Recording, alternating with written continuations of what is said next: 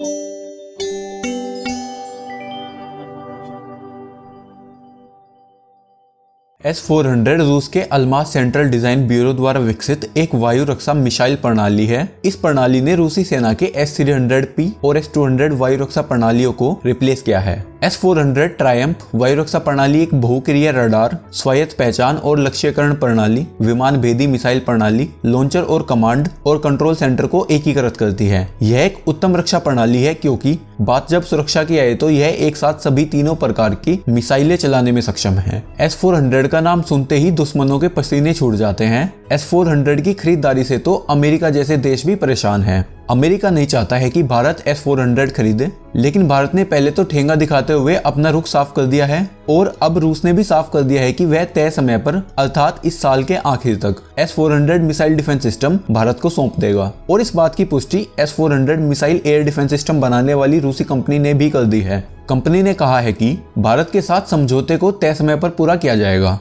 हालांकि इससे पहले रूसी सेना के तकनीकी सहयोग के डायरेक्टर ने कहा था कि भारतीय सेना के विशेषज्ञों ने इस ब्रह्मास्त्र को चलाने की ट्रेनिंग शुरू कर दी है और इस साल के आखिर तक भारत को यह प्रणाली दे दी जाएगी। और उन्होंने यह खुलासा भी किया था कि भारत के विशेषज्ञ रूस पहुंच गए हैं और उन सभी ने S-400 को चलाने की ट्रेनिंग भी शुरू कर दी है। भारत ने 2015 में रूस के साथ S-400 को खरीदने की इच्छा जताई थी। अक्टूबर 2018 में रूस के राष्ट्रपति व्लादिमीर पुतिन की भारत यात्रा के समय पर इस समझौते पर हस्ताक्षर हुए। भारत रूस से 5.4 अरब डॉलर के रूस के मिसाइल डिफेंस सिस्टम ले रहा है। यही नहीं, भारत रूस के हथियारों का एक बहुत बड़ा ग्राहक भी है। भारत ने अमेरिका के ऑफर को ठुकराकर रूसी सिस्टम पर दांव लगाया है। भारत ने ऐसा चीन और पाकिस्तान के खतरे को देखते हुए अपनी सुरक्षा जरूरतों को पूरा करने के लिए किया है। हाल ही में चीन ने भी भारतीय सीमा के पास S-400 मिसाइल डिफेंस सिस्टम को तैनात कर रखा था और इसी वजह से भारत को इस सिस्टम की और ज्यादा जरूरत पड़ जाती है। इन सब के बीच कहानी में ट्विस्ट तो तब आया जब अमेरिका ने इस डील का विरोध करना शुरू किया। हालांकि जैसे ही अमेरिका ने विरोध की शुरुआत की वैसे ही भारत ने साफ कर दिया था कि वह इस सिस्टम को खरीदने से पीछे नहीं हटेगा। इसके आगे बाद में बयान जारी करते हुए कहा गया था कि